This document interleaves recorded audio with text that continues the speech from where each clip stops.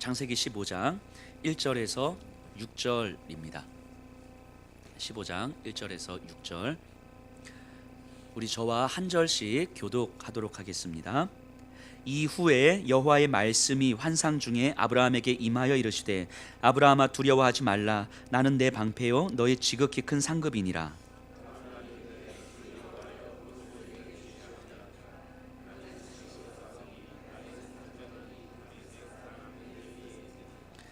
아브라함이 또 이르되 주께서 내게 씨를 주지 아니하셨으니 내 집에서 길린 자가 내 상속자가 될 것이니이다.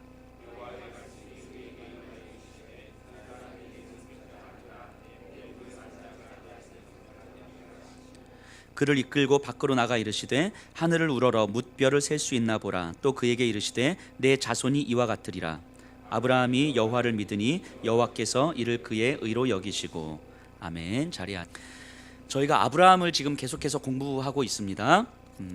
앞으로 몇 주간 아브라함을 계속 공부할 텐데, 아브라함을 우리가 공부하면서 우리가 관심 가져야 될 이 초점이 이 아브라함 개인에게 있으면 안 돼요. 그러니까 아브라함이 어떻게 하나님 앞에 그렇게 순종해서 자신의 삶을 맡기고 그 믿음의 조상이 되었던가, 여기에 포인트가 있는 게 아니에요. 즉 아브라함 개인과 하나님과의 관계에 포인트, 그러니까 거기에 포인트를 두면 성경이 주는 메시지를 우리가 제대로 파악하지 못합니다. 이 아브라함의 이야기는요, 이 세상을 향한 하나님의 경륜, 즉 하나님의 뜻하신 바를 하나님께서 어떻게 이 땅 가운데 이루어 가시는가에 대한 하나님의 역사에 대한 이야기예요. 하나님의 계획이 아브라함을 통하여서 어떻게 이 땅 가운데 펼쳐지는가, 즉 하나님의 이야기인 거지 아브라함의 이야기가 아닌 거예요. 그러니까 우리가 아브라함처럼 아브라함을 본받고 살자 이런 게 아니라, 하나님은 아브라함을 통하여서 어떻게 이 땅에 하나님의 계획하심을 이루어 가시는가에 포인트가 있는 거죠. 이걸 바꿔 말하면 아브라함 입장에서 생각해 보면, 내가 하나님 믿고 구원받았다, 하나님 믿고 내가 하나님의 자녀가 되었다, 이게 아니라 내가 하나님을 믿음으로 말미암아, 믿게 해주심으로 말미암아 시간이 가면 갈수록 내 안에 하나님의 계획이, 하나님의 일하심이 얼마나 더 크게 자리 잡고 있는가. 그래서 나 중심의 삶에서 하나님께서 이 땅 가운데 일하시고자 하는 하나님의 삶으로 내 삶이 어떻게 조금씩 변화되어져 가는가. 아브라함의 입장에서 보면 이 관점으로 우리가 성경을 보는 거예요. 그래야 이제 성경이 우리에게 주는 메시지를 정확하게 이해할 수 있습니다.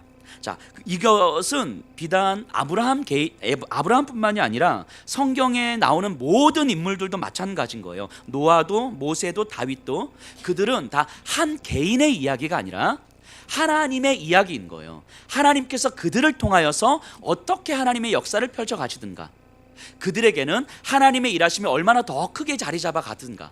그래서 여러 시행착오들을 겪고 때로는 믿음의 선택이 아닌 것 같은 삶을 살지라도 그 시간이 지나면서 결국은 어떻게 하나님의 일하심에 부합되는 삶으로 그들이 마무리가 되든가, 이 여정을 보는 거예요. 그래서 아브라함이 어떻더라가 아니라 어떻게 변해가더라 하는 모습들을 이제 우리가 보게 되는 거죠. 믿음이라는 건 이런 거예요. 오늘 우리가 이제 의롭다 여기심에 대한 이야기를 할 텐데, 결국 이건 믿음에 대한 이야기거든요. 우리가 예수님을 믿는다는 것, 그 믿음의 본질이 무엇인지를 오늘 우리가 좀 생각해 보려고 하는데요. 예수님을 구주로 영접함으로 하나님의 자녀가 되는 권세를 우리가 누리게 됐어요. 근데 이게 믿음이에요. 믿음 맞습니다. 그런데 이게 내가 믿었고 나는 구원받았고 나는 천국 백성이 되었습니다, 이걸로 끝나는 게 아닌 거예요. 이렇게 끝나면 이 믿음은 내 개인의 스토리가 되는 거죠. 내가 예수님을 믿고 내가 천국 백성이 되어서 살아가고 있습니다. 이건 내 개인의 스토리잖아요. 그러니까 믿음은 이 개인의 스토리를 이야기하는 게 아닌 거예요. 믿음은 내 개인의 이야기가 아니라 나를 통해 이루어 가시는 하나님의 이야기인 거예요. 여기 계신 분들이 예수님을 믿고 천국에 대한 소망을 품었다는 그 사실은 여러분들 개인의 믿음 생활, 신앙생활에 대한 이야기가 펼쳐지는 것이 아니라, 여러분들을 통해서 하나님은 어떻게 일해 가실 것인가, 하나님의 이야기가 여러분들의 삶에서 펼쳐진다는 거예요. 이게 믿음이에요. 그러니까 믿음의 눈을 든다, 이 이야기는 하나님께서 나를 통해서 어떤 일을 해 가실 것인가를 바라보는 눈인 거예요. 내 눈이 여전히 내 가정, 내 안전, 내 생존, 내 국한되어 있는 삶에서 믿음이 성장한다는 건 점점 이 시선으로 옮겨져 가는 거죠. 그래서 처음 믿을 때는 자기 중심적일 수 있어요. 괜찮습니다. 뭐 원래 처음부터 그렇게 살았으니까. 근데 믿음이 들어오고 나서 이제 1년이 지나고 3년, 5년, 10년이 지나면서 어느 순간 조금씩 나에게 믿음의 눈이 이제 생기는 거예요. 그래서 나 중심의 삶에서 하나님의 이야기, 하나님의 스토리로 내 삶이 맡겨져 간다는 사실을 이제는 깨닫게 되는 거죠. 그래서 우리가 살아가는 이 시대의 한계 속에서 하나님 나라의 삶으로 변해가는 것이 믿음의 이야기고 신앙의 이야기다라고 하는 것, 이게 신앙이 성장한다 이런 거예요. 그래서 뭐 교회에 보면 정말 보이지 않게 섬기시는 분들이 참 많잖아요. 뭐 식당으로, 또 차량으로, 또 뭐 사진으로. 우리 홈페이지에 저희 주일 사진이 매주 올라오거든요. 많이 보시죠. 홈페이지에 있는데 그거 우리 동원 형제가 매주 찍고 매주 그거 올리는데 엄청나게 많은 시간 걸리는데 아무도 알아주지 않는 것 같고 보이지 않는 곳에서 꾸준하게 섬기는 이 모습들, 뭐 이뿐만이 아니라 보이지 않는 곳에 섬기시는 분들이 너무 많죠. 너무 귀하고 너무 감사합니다, 이 봉사하는 게. 그런데 우리가 믿음을 이야기할 조금 더 나아가서 믿음과 봉사와 헌신보다 조금 더 나아가서 이제는 우리의 삶에 대한 이야기를 이제 우리가 해야 되는 거예요. 우리의 삶의 현장에 대한 이야기, 가정에서, 직장에서, 학교에서 과연 내가 믿음의 눈을 들어서 내 삶의 현장에서 나를 통해서 일하시는 그 하나님의 역사를 내가 바라보고 있는가. 신앙이 성장한다는 것은 이 내 삶 속에서 믿음의 눈을 든다는 이야기인 거죠. 우리가 아브라함의 이야기를 공부하면서 아브라함이 어떻게 이 믿음의 눈이 조금씩 떠가는가, 그 과정에서 어떤 시행착오들을 겪어가는가, 이런 것들을 우리가 좀 생각해 보려고 합니다. 아브라함은요, 우리가 12장부터 이렇게 아브라함 이야기를 시작하고 있는데요, 처음에는요 그때 당시의 사람들과 크게 다르지 않았어요. 하나님의 말씀을 듣고 부름을 받아서 믿음의 한 걸음을 내딛거든요. 뭐 이게 믿음이니까 좋은데, 그럼에도 불구하고 그의 사고방식 자체는 그때 당시의 사람들하고 크게 다르지 않았어요. 애굽으로 내려가는데 자신의 아내 사례를 누이라고 속이잖아요. 자신의 생존을 위해서, 내 안전을 위해서 아내를 누이라고 속이는 거예요. 그래야지 자기가 안전하니까. 근데 이거는요 나쁜 놈 이게 아니라 그때 당시에는 극히 당연한 사고방식이었어요. 지금하고는 달라요. 그때는 여성의 존재가 오늘날과는 전혀 다르죠. 그러니까 남편이 자신의 아내를 위해서 내 목숨을 던지는 건 뭐 상상할 수 없는 일인 거예요. 왜냐하면 아내가 없으면 다른 아내를 얻으면 되니까. 아내는 종족 번식의 수단일 뿐인 거지 인격적 존재가 아니었으니까, 이때 당시 시대에서는.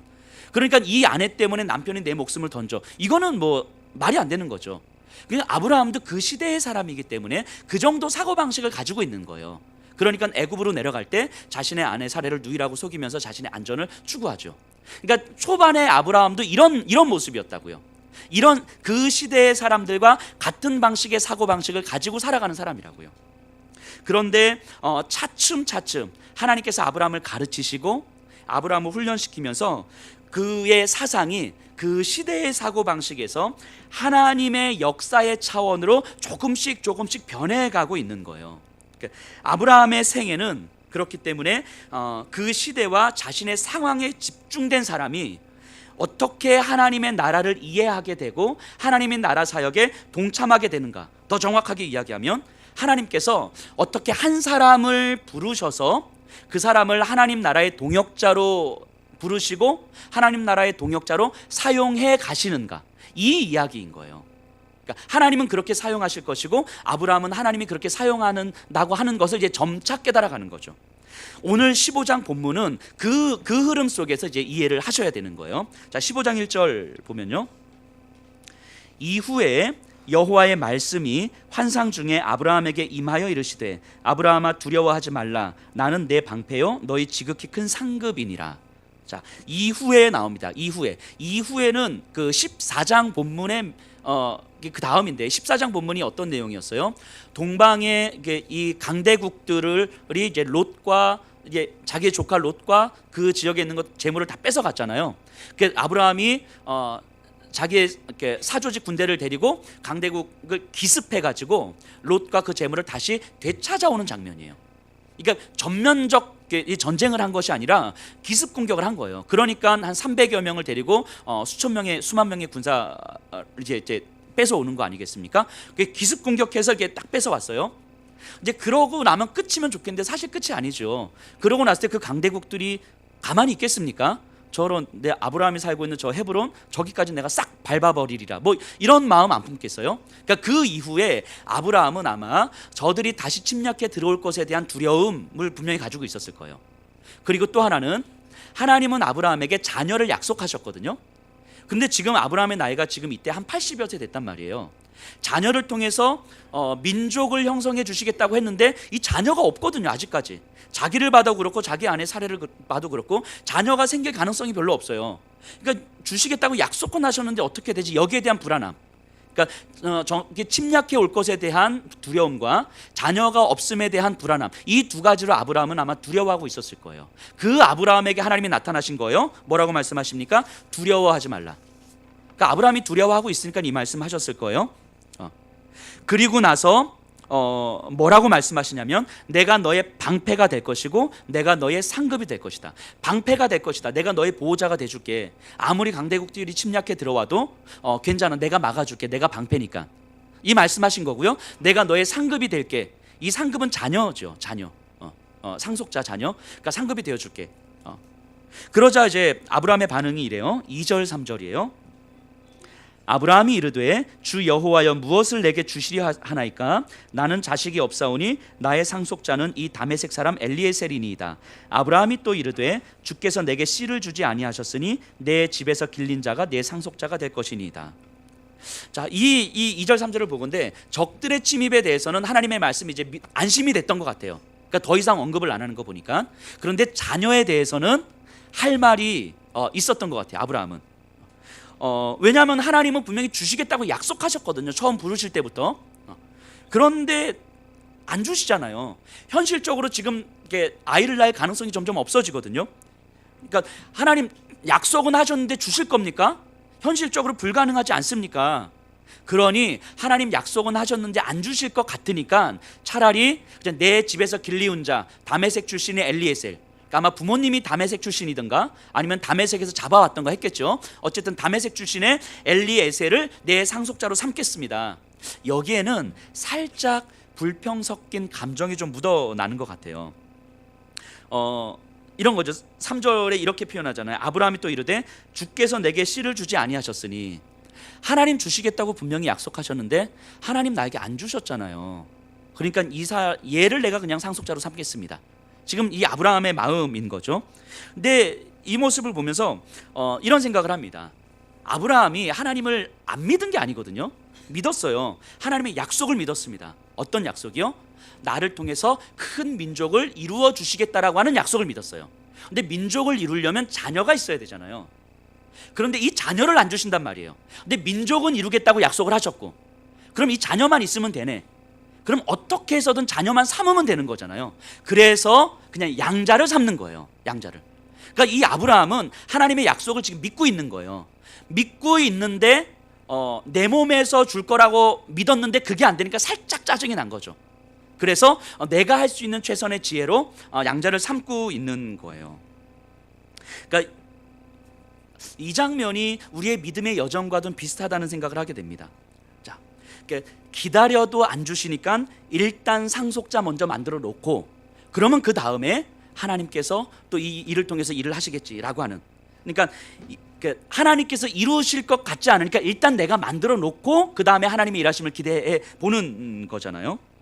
그러니까 이건 믿음이 없다기보다는 아직까지 하나님의 약속은 믿지만 하나님의 약속이 어떤 방식으로 어떻게 이루어질지 깊이 이해하지 못하고 있는 모습인 거죠.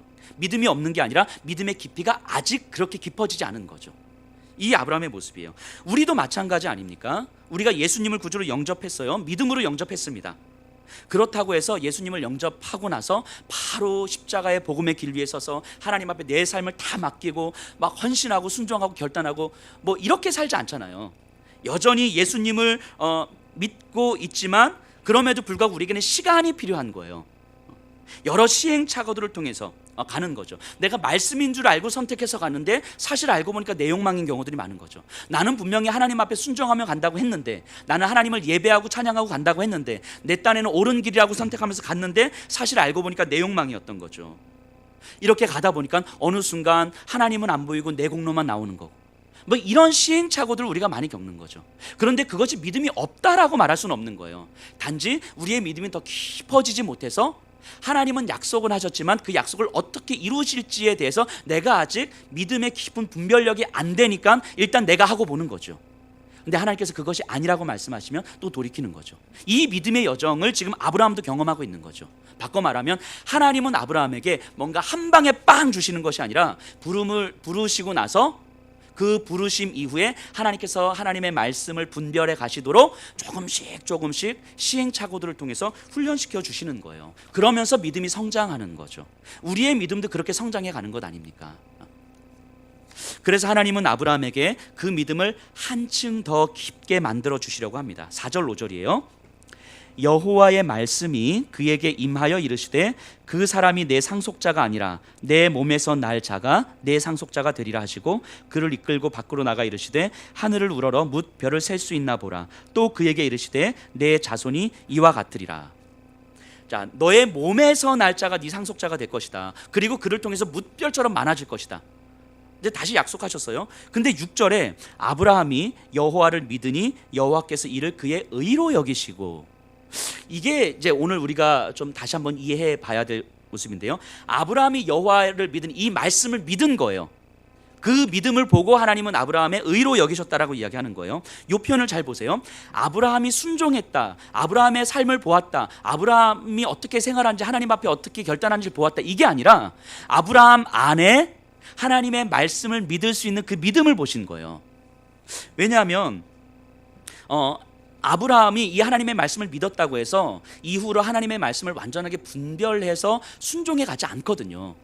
예를 들면 하나님 분명히 여기서 너의 몸에서 날 자가 내 상속자가 될 것이라 말씀하셨잖아요.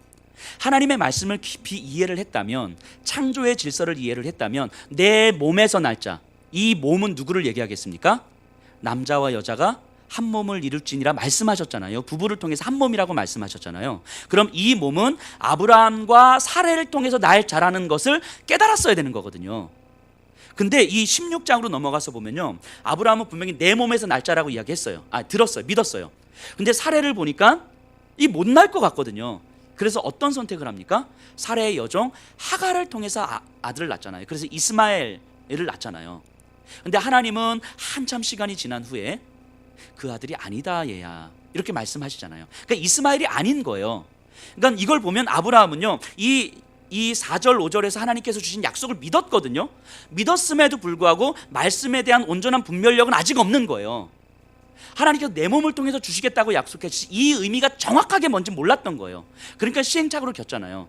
근데 시행착오를 겪어도 말씀에 대한 분별력이 정확하게 이루어지지 않아도, 그럼에도 불구하고 하나님은 아브라함에게 의롭다 여겨주셨다고 이야기하는 거예요. 아브라함의 순종과 아브라함의 결단의 문제가 아니라 이 믿음을 충분하게 누리고 온전하게 잘 살아가는 것과 상관없이 하나님의 말씀이 믿어지는 그 모습을 보고 의로 여겼다라고 이야기하는 거예요. 자, 심지어는요, 아브라함이 어떤 모습이냐면요, 7절 8절 보세요. 또 그에게 이르시되 나는 이 땅을 내게 주어 소유를 삼게 하려고 너를 갈대아인의 우르에서 이끌어낸 여호와니라. 그가 이르되 주 여호와여, 내가 이 땅을 소유로 받을 것을 무엇으로 알리까? 하나님이 아브라함에게 무엇을 약속하십니까? 땅에 대한 약속을 하시잖아요. 근데 이건 처음 하는 약속이 아니에요. 그 전부터 땅에 대한 약속을 하셨단 말이에요. 그러니까 주구장창 하나님께서 아브라함에게 하셨던 약속인데, 지금 아브라함의 반응이 뭐예요? 하나님께서 약속을 주셨는데 이 약속을 확신할 만한 증거가 있습니까? 이 말은 뭡니까? 하나님의 말씀 외에 다른 증거를 지금 요구하고 있는 거잖아요. 하나님 분명히 말씀하셨는데 말씀 외에 다른 증거를 좀 보여주세요. 그러니까 여전히 아브라함은 하나님의 말씀이 믿어지지만 의심하고 있는 거예요. 하나님의 말씀이 믿어지지만 머뭇머뭇하고 있는 거죠. 이 하나님의 말씀이지만 정말 이걸 내가 믿을 수 있는 말씀인가? 왜냐하면 자녀의 문제에서 한번 되었잖아요. 아브라함이 주시겠다고 약속하셨는데 계속 안 주시니까 한번 데인 거잖아요. 그러니까 땅 주시겠다고 약속하시면 뭔가 보증이 필요할 것 같은 거죠. 그러니까 이게 아브라함이에요. 하나님의 말씀과 약속이 주어졌음에도 불구하고 그게 믿어지는, 하나님의 말씀이라고는 믿어지는데 이게 진짜 어떻게 이루어질 것이지? 내 안에 확신이 안 드는 거죠. 그러니까 뭔가 좀 보여주세요. 근데 이 아브라함, 그럼에도 불구하고 의심하고 분별하지 못하는 믿음이지만 그럼에도 불구하고 아브라함을 의롭다고 여겨주셨다는 거예요. 이 의로. 그렇기 때문에 이 의로 여기셨다는 것은 아브라함 때문이 아니라는 거예요. 아브라함의 어떠한 모습 때문이 아니라는 거예요. 내가 잘 받아들였다, 내가 순종했다, 내가 그래서 하나님 앞에 완전히 헌신했다, 이런 게 아니라는 거예요. 의로 여기셨다는 것은 아브라함의 그 어떠함과 상관없이 하나님께서 나에게 말씀하시는구나, 이것이 하나님의 말씀이구나, 내가 잘 아직 따르지는 못하고 그것이 구체적으로 뭔지는 잘 모르겠지만 이게 하나님의 말씀이구나, 하나님의 존재가 들어오는 거예요. 이게 의예요. 의. 하나님께서 아브라함에게 주시는 은혜인 거죠. 의로 여겨주셨다는 것은 아브라함으로 하여금 하나님의 존재를 깨닫게 하고 하나님의 말씀을 깨닫게 하고 하나님의 말씀이 이 땅의 회복을 위해서 나에게 계속 주어지는구나 라는 것을 깨닫게 하는 그 시작 포인트가 되는 거죠. 의는. 그러니까 아브라함 때문에 의롭다 여겨진 것이 아니고 하나님의 부르심으로 아브라함은 의롭다고 여김을 받은 거죠. 그러니까 하나님께서 아브라함을 의로 여기셨다는 것은 하나님으로부터 멀어진, 하나님을 반영하는 이 땅에서 이 땅을 회복하시고자 하는 하나님 나라의 동역자로 아브라함을 불러주셨다는 의미인 거죠. 하나님의 부르심이라는 의미죠. 생각해 보세요. 아브라함, 갈대아 우르에서 이방신을 섬기는 아버지 아래에서 살던 아브라함이었어요. 평생 그렇게 열심히 살아가다가 끝날 인생이었다고요. 뭐 게으르게 산 것도 아니에요. 그냥 열심히 최선을 살아가다가 끝날 인생. 그러다 어느 날 하나님의 말씀이 들리는 거예요. 지금 내가 살고 있는 이 삶이 아니라 하나님께서 나에게 약속하신 삶이 있는 거구나, 이게 들어오는 거예요. 믿어지는 거예요. 그 믿음 때문에 지금 살고 있는 삶에서 믿음의 삶으로 한 걸음을 내딛기 시작합니다.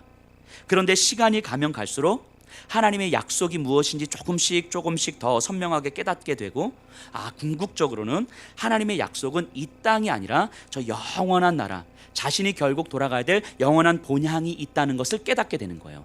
내 소망은 여기가 아니라 저 영원한 하나님 나라에 있는 거구나, 이것이 깨달아지는 거죠. 의로 여김을 받고 하나님께서 나를 그렇게 의롭다고 여겨주셔서 하나님의 말씀을 깨닫기 시작하면서 점점 내 안에서 이 믿음의 분량이 깊어지면서 내 소망이 내 안과 내 삶에 있는 것이 아니라 하나님의 회복에 있는 것이고 영원한 하나님 나라에 있는 거구나, 이게 점점 가는 거죠.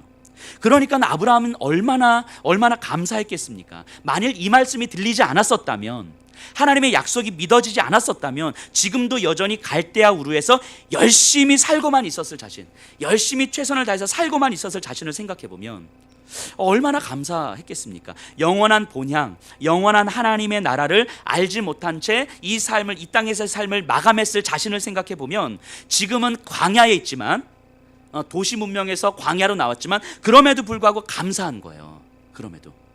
그런데 이제 이런 고민을 했을 것 같아요. 우리가 다 한번 해보는 것처럼. 근데 왜 하나님은 나에게 이 말씀을 들려주셨을까? 하나님은 왜 나에게 이 믿음을 허락하셨을까? 하나님의 말씀을 들을 수 있는 믿음을 왜 허락하셨을까? 하나님의 약속의 삶이 있다는 것을 왜 나에게 믿게 해주셨을까? 이 땅이 전부가 아니라는 사실을 왜 나에게 깨닫게 해주셨을까? 왜지? 왜 하나님은 나지? 여전히 이 땅이 전부인 것처럼 살아가는 사람들이 여전히 많고, 여전히 내 고향과 내 친척들 중에서는 여전히 영원을 사모하지 못하고 하나님을 깨닫지 못한 채 살아가는 사람들이 많은데 왜 하나님은 나를 그렇게 부르셔서 이걸 깨닫게 해주셨을까? 고민을 하는데 아무 이유가 없는 거예요. 아무 이유가 없어요. 아무 이유가 없으니까 결국 나를 사랑하시기 때문이구나, 이 이유밖에 찾을 수가 없는 거예요. 내 안에서 어떠한 이유도 찾을 수 없는데, 하나님은 원래 하나님의 질서인 이 땅을 가장 아름다운 질서를 회복하기를 원하시는데, 하나님은 나를 너무너무 사랑하셔서 이 가장 아름다운 질서를 함께 만들어 가자고, 이 아름다운 질서를 함께 누리자고, 하나님의 자녀됨의 권세를 함께 누리자고 나를 불러주신 거구나. 그러면 여기까지 아브라함이 인식이 되면, 내가 때로는 광야 가운데서 내 재산이 빼앗겨도 그래도 하나님의 말씀이 나에게 믿어지는구나, 여전히 하나님은 나를 사랑하시는구나. 내 땅을 빼앗겨도 내가 하나님의 말씀이 믿어지는 거 보니까 여전히 하나님 나를 사랑하고 계시는구나. 적들의 침입 가운데서 내가 지금 생명이 풍전 등하의 위기에 놓여져 있어도 내가 하나님의 말씀이 깨달아지는 걸 보면, 아, 여전히 하나님은 지금도 나를 사랑하고 계시는구나. 이 하나님에 대한 마음이 들어오는 거죠. 그러니까 이 환경과 상황 속에서 펼쳐지는 위협과 두려움과 불안과 무기력함과 염려와 근심과 등등, 이것은 셀 수도 없이 많이 펼쳐지는데, 그런데 내 안에서 하나님의 말씀이 깨달아지는 거 보니까, 말씀이 들어오는 거 보니까, 나를 향한 하나님의 약속이 있다는 사실이 믿어지는 거 보니까, 이것은 다른 어떤 이유가 아니라 나를 사랑하시는 하나님 외에는 설명할 수 있는 방법이 없더란 말이죠. 아, 이 말씀이 깨달아지는 거 보니까 여전히 하나님은 나를 사랑하고 계시는구나. 이게 내 안에서, 내 가슴에서 깨달아지면 여전히 염려와 근심과 불안과 두려움의 삶 속에서도 하나님 앞에 감사할 수 있는 거죠. 이게 하나님께서 허락하신 아브라함의 믿음이에요. 믿음. 이게 의의죠. 이 자리에 계신 분들도 마찬가지잖아요. 똑같지 않습니까? 예수님을 구주로 고백하는 믿음을 하나님은 여기 계신 분들의 의로 여기시는 거예요. 지난주에 뭐 큐티 한 번도 못했어요. 기도 한 번도 못했어요. 내가 하나님을 생각하지도 못했어요. 이것 때문에 하나님이 우리를 의로 여겨주시는 것이 아니라, 큐티 한 번도 못해도 말씀이 들어오잖아요. 기도를 한 번도 못했지만 그래도 하나님이 나에게 말씀하신다는 사실이 믿어지잖아요. 그 믿음을 내가 잘 사느냐 못 사느냐와 상관없이 이제 믿어지잖아요. 이거는 나에게 속한 게 아니잖아요. 내가 잘하느냐 못하느냐의 문제가 아니잖아요. 이 믿음, 그러니까 하나님이 나에게 찾아오셔서 나에게 말씀하셔서 나에게 이 말씀을 들을 수 있는 믿음을 주셔서 그 듣는 거예요. 근데 그것을 나에게 의로 여기셨다, 이렇게 말씀하시는 거예요. 우리를 생각해 보세요. 그 죄와 사망의 비참함인지도 모른 채 살던 우리였잖아요. 이 땅이 얼마나 잠시의 순간이며, 잠시의 순간 동안 얼마나 비참하게 살아가는지조차 모르던 우리였단 말이죠.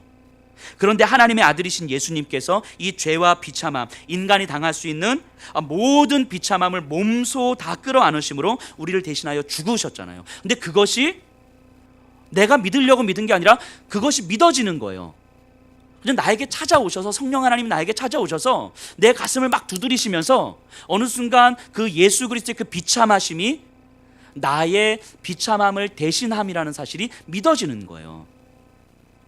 그러면서 그 부활로 말미암아 더 이상 이 땅에서 비참하지 않아도 된다고 우리에게 알려주시는 거예요. 예수님 안에 있으면, 그래서 하나님의 말씀이 우리에게 깨달아져서, 아, 그래서 하나님 나에게 좋은 땅을 주시는 것이 아니라 약속의 땅을 주시는구나. 이게 물질적으로, 어떤 인간적으로 자녀들의 어떤 성공과 풍성한 삶을 주시는 것이 아니라 나에게 허락된 약속의 삶을 허락하시는구나. 이 땅에 내 소망이 있는 것이 아니라 이 땅을 회복하시고자 하는 하나님의 일하심에 내 소망이 있는 것이구나. 이 땅이 전부가 아니라 영원한 하나님 나라에 내가 궁극적으로 돌아가야 될 본향이 있다는 것이 믿어지는 이것 때문에 이 땅에서 때로는 내가 좀 돈이 없어도, 때로는 내가 건강하지 못해도, 때로는 사람들에게 내가 인정받지 못해도, 그럼에도 불구하고 하나님은 여전히 나를 사랑하고 계시는구나. 이것이 우리에게 믿어지는 거예요. 이것을 하나님은 우리의 의라고 여기시는 거예요. 바꿔 말하면 하나님이 저와 여기 계신 분들을 볼 때에 돈이 많으냐 적으냐, 건강하나 건강하지 않느냐, 성격이 좋으냐 나쁘냐, 자녀들이 잘 되냐 안 되느냐, 이게 아니라 그저 우리를 의롭다고 여겨주시는 거예요. 그저 우리가 하나님의 자녀 되었다고 여겨주시는 거예요. 그 하나님께서 나를 그렇게 의롭다고 여겨주신다는 사실을 내가 깨닫는 게 중요한 거죠. 이거를 깨닫게 되면 때로는 내가 경제적으로 너무너무 힘에 겨워서, 아니면 자녀들의 문제로, 건강의 문제로, 사람들의 문제로, 직장의 문제로 너무너무 힘에 겨워서 무너져 있을 때에도 하나님이 나를 어떻게 바라보시지?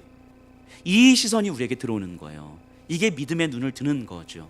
하나님은 저를 그런 절망과 좌절의 상황 가운데서도 그래도 너는 내 말씀이 들어가잖아. 너는 예수가 너를 위해서 죽었다는 사실을 믿잖아. 예수 그리스도의 부활이 너에게 새로운 생명을 허락되었다는 사실을 너는 믿잖아. 내 말씀이 너에게 들어가잖아. 이거 하나만으로 그저 의롭다고 여겨주시는 거예요. 그 하나님의 시선이 우리에게 들어올 때에, 아, 내가 이렇든 내가 저렇든, 아, 하나님은 나를 의롭다고 여겨주시는구나. 하나님 나를 여전히 사랑한다고 말씀하시는구나. 나는 여전히 하나님의 자녀라고 말씀하시는구나. 이것이 우리에게 들어올 때 그 순간 감사가 되는 거예요. 내 환경이 어떠하든 상관없이 감사가 되는 거예요. 하나님이 여전히 지금 나를 바라보고 계시는구나. 나에게 뭔가 말씀하고 계시는구나. 이것이 감사가 되는 거예요. 이게 하나님이 지금 우리를 바라보시는 시선인 거죠. 그래서 하박국 선지자도 이렇게 고백하는 거 아닙니까? 무화과 나무에 열매가 없고 밭에 소출이 없고 외양간에 송아지가 없을지라도 나는 여호와로 말미암아 즐거워하리로다. 이게 상식적으로 말이 안 되는 얘기잖아요. 상식적으로 그냥 의지적으로 그냥 내 감정적으로 그래도 나는 하나님으로 말미암아 기뻐해서 한두 번은 그럴 수 있어요. 한두 번은. 하지만 이것이 지속된다고 했을 때 이거는 말이 안 되는 거죠. 그것이 가능한 이유가 뭐냐면 하나님이 나를 무엇으로 바라보시는지를 내가 깨닫고 있기 때문인 거예요. 무화과 나무의 열매로 나를 판단하지 않으시고 외양간의 송아지의 숫자로 나를 판단하지 않으신다는 것을 내가 깨닫기 때문인 거예요. 그러니까 그 하나님 앞에 우리는 감사할 수 있는 거죠. 이게 믿음이에요. 이게 믿음. 근데 이 믿음은 여기서 끝나는 것이 아니라 이 믿음을 주신 이유는 그 하나님을 향해서 눈을 들게 하시는 거잖아요. 근데 그 하나님은 우리에게 왜 이 믿음을 허락해 주셨다고요? 아브라함에게 하나님의 나라를 회복하는 삶으로 함께 동역자로 살아가서 불러주시기 위해서 그에게 의로 여기셨다고 이야기했잖아요. 그러니까 우리에게 허락된 믿음은 바로 이거예요. 하나님은 이 세상을 여기가 이 세상이라고 하면 이 세상을 회복시키기를 원하시는데 회복시키기 위해서 우리를 불러주신 거예요. 그래서 우리는 나 중심의 삶에서 하나님께서 나를 불러주셨으면 하나님이 회복하기를 원하시는 이 세상을 이제는 바라보는 거죠. 계속해서 믿음이 성장한다는 것은 내 시선이 하나님께서 회복하기를 원하시는 이 땅을 바라보게 되는 거예요. 그렇게 우리의 믿음이 성장해 갈 때 내 삶의 소망은 나에게 있는 것이 아니라 이 땅이 하나님의 말씀으로 회복되는 데에 있는 거구나. 이게 그리스도인들의 소망이죠. 소망. 이거는 내가 그렇게 살아야 되겠습니다의 문제가 아니라 하나님께서 우리에게 허락하신 믿음, 예수 그리스도께서 우리에게 허락하신 믿음이 우리를 이렇게 만들어가는 거예요.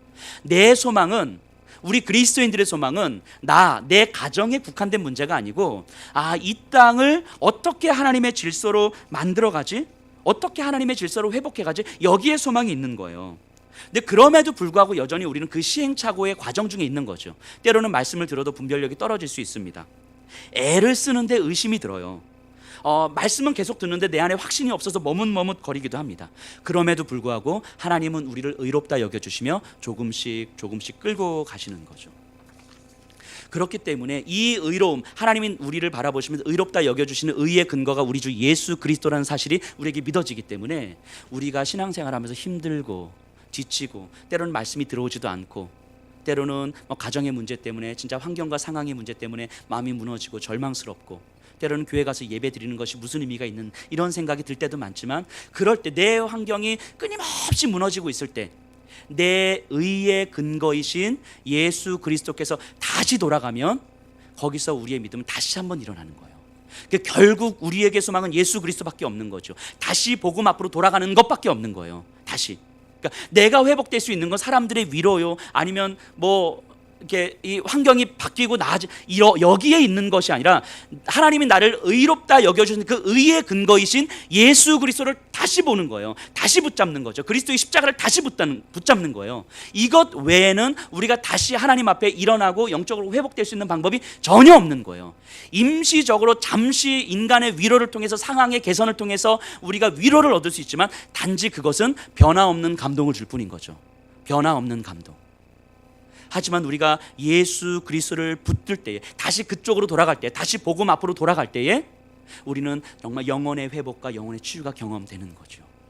우리의 삶이 생각보다 연약하잖아요. 우리의 삶이 연약하단 말이죠. 제가 목회자이지만, 제가 이렇게 설교를 하지만 제가 설교하는 대로 살아갈까요? 택도 없죠. 택도 없습니다. 설교 주면서 제가 제일 힘들어하는 지점이 어디냐면, 이 설교 원고를 작성하는 건 사실 별거 아니에요. 아무것도 아닙니다. 근데 설교를 준비하면서 제가 제일 힘든 지점이, 이 설교를 저에게 소화를 시켜야 되잖아요. 저를 향한 하나님의 메시지를 제가 들어야 되잖아요. 근데 그게 제일 힘들어요. 그게 사실은. 왜냐하면 저도 이렇게 못 살거든요. 이렇게 살려고 몸부림치지만 사실 이렇게 잘 안 돼요. 수시로 마음이 무너지고 환경과 상황 속에서 마음이 훅 빼앗기고 마음이 많이 흐트러지고, 심지어 저도 기도하다가 자기도 합니다. 말씀 읽다가 막 딴 생각하기도 하고, 심지어 말씀 읽고 싶지도 않기도 하고, 기도하다가 기도하기 싫어가지고 그냥 계속 딴짓하기도 하고, 미움도 있고 분노도 있고, 가끔씩은, 자주는 아니지만 가끔씩은 이번 주는 누가 대신 설교 좀 해줬으면 좋겠다 이런 마음이 진짜 한 달에 한 3번은 들고 그러니까 저도 안 되거든요. 근데 이 말씀을 준비하면서 이 말씀을 하나님께서 저에게 왜 주시는가를 계속해서 묵상할 때에 이게 제일 힘들어요. 제가 이게 제일 힘들다고요.